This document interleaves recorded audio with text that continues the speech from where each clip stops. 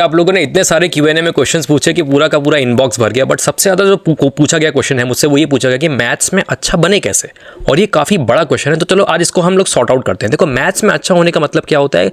Good marks लाना is not that you are good in maths. देखो basically क्या होता है कि maths is not a talent, it is a skill. Talent का मतलब क्या होता है? जो आपको पैदाइशी मिला है। स्किल का मतलब क्या होता है कि you have developed it through constant practice. इसका मतलब देखो, हो सकता है कि पैदाइशी आप नंबर्स के साथ अच्छे हो, शायद आपके कैलकुलेशंस अच्छे हो, but calculation is not maths, right? If you are good in calculation, you are only good in calculation. Calculation is just a small part, 0.01% of maths, right? Maths is a very big subject. पहली बात तो ये समझो।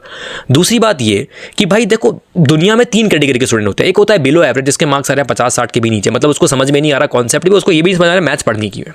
दूसरे वो category होती है जो 60 से 80 के अंदर ला रहे होते हैं मार्क्स, उनको थोड़ा बहुत पता है कॉन्सेप्ट और रट्टा बट्टा मार के वो काम चला लेते हैं। वो इतना ला लेते हैं नंबर कि भाई उनको मम्मी पापा से डांटनी पड़े।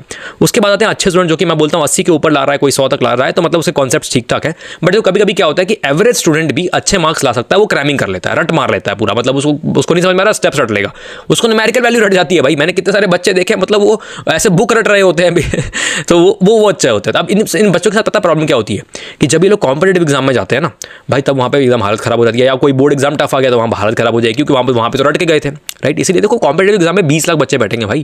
ये आपका क्लास नहीं कि जहाँ पे 50 बच्चे बैठ रहे हो, उसमें ले आओगे आप 5th rank 6th rank, but competitive exam में 20 लाख बच्चे, उस लेवल के क्वेश्चन होंगे, वहाँ पे कॉन्सेप्ट्स आपके क्वेश्चन होंगे।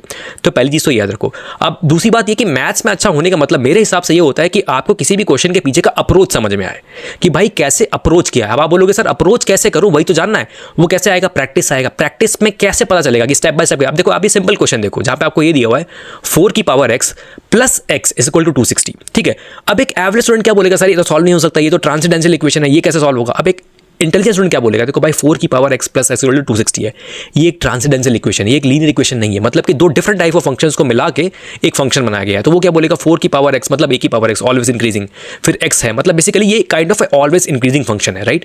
तो वो क्या बोलेगा कि चलो बना के देखता हूँ, 4 की पावर x का ग्राफ अलग बनाता हूँ और 260 माइनस x का अलग ग्राफ बनाता हूँ, फिर देखेगा वो कि कहाँ पे इंटरसेक्ट कर रहा है। उसको थोड़ा सा दिमाग में आएगा कि भाई 0 के आगे सॉल्यूशन होने वाला है।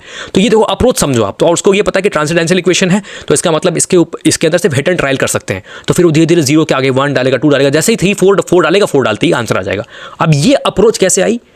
करेक्ट है, तुक्का, ऐसे तुक्का मारने से नहीं आई। उसको ये अप्रोच इसलिए समझ में आया क्योंकि उसने पहले ऐसे क्वेश्चन किए हुए हैं, राइट? क्वेश्चन सॉल्व हो रहा होता है, टीचर कर रहा होता है, तो आप अपने आप से पूछो, अगर नहीं समझ में आता सर ये अगर आपके दिमाग में ये स्टेप कैसे आया नेक्स्ट, मेरे दिमाग में क्यों नहीं आ रहा है? देखो, क्वेश्चन को देखते ही नेक्स्ट स्टेप क्या होता है डिफाइन करता है कि आप क्वेश्चन को सॉल्व कर पाओगे कि नहीं।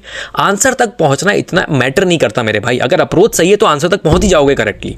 तो ये चीज याद रखो, पूछो ना टीचर से कि सर ये कैसे आ गया, मेरे दिमाग में क्यों नहीं आ रहा है।